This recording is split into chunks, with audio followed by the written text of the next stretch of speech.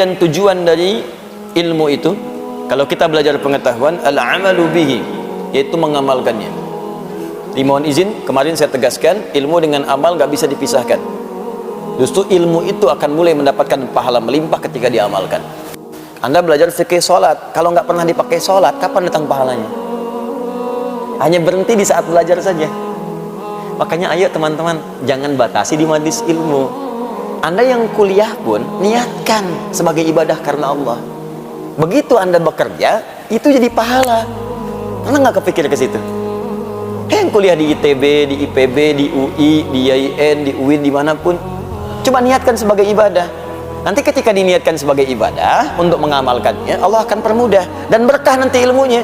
Berkah. Jangan dikira itu mendapatkan ilmu hanya ilmu agama saja, tidak, ilmu umum juga kalau diniatkan untuk kemudian berkhidmat kepada Allah untuk ibadah, nanti akan ada manfaatnya. Masuk ITB, pengen jadi insinyur, masuk jurusan arsitektur, keluar dari situ bisa desain masjid, desain hotel dengan musolanya, sipilnya bikin jalan. Begitu diniatkan sebagai ibadah, berapa banyak orang lewat untuk umroh di situ. Ini jalan ini aja, berapa banyak orang lewat untuk sholat ke Al-Azhar. Subuh ini aja, berapa banyak lewat situ. Berapa banyak yang pakai keran di situ untuk wudhu. Berapa banyak yang ke toilet. Anda bayangkan, kalau cuma ngejar dunia, nggak akan dapat tuh pahala akhirat.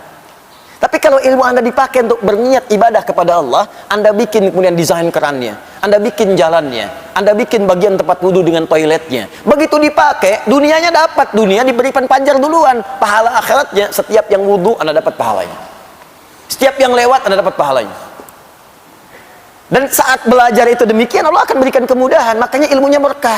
Coba lihat orang-orang dulu itu, yang makannya Masya Allah kadang-kadang sekedar singkong, ya kadang-kadang ketemu nasi pun sehari cuma sekali, itu pun dibagi lagi dengan 6-5 orang. Tapi dahsyatnya ilmunya berkah. Saya kalau lihat orang dulu belajar bahasa aja, jarang yang ada satu bahasa, minimal 2, bahasa Indonesia, bahasa Belanda. Never dong, misalnya mana si pitung Belanda dapat, Jepang ada yang bisa bahasa Jepang.